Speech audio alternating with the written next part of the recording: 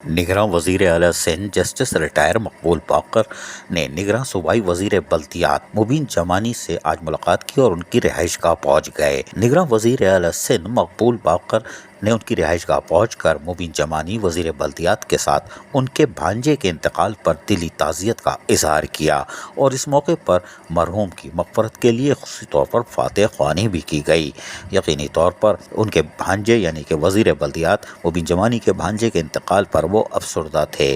ताहम ख़ुसूसी तौर पर जहाँ दुआ की गई वहीं अहले खाना को सब्र व जमील की भी दुआ की गई। इस मौके पर यकीनी तौर पर जहाँ निगरान वजीर बल्दियात मुबीन जमानी मौजूद थे वहीं दीगर में फहद जमानी, फराज जमानी, अरीसा जमानी और दीगर भी मौजूद थे। अजीज आरिफ, KBS बल्दियाती न्यूज़ कराची। ऐसी ही खूबसूरत वीडियोस फ्यूचर में हासिल करने के लिए रेड बटन पर क्लिक करके और बेल आइकॉन को प्रेस करके हम सबके सब्सक्राइबर बनना मत भूलिए।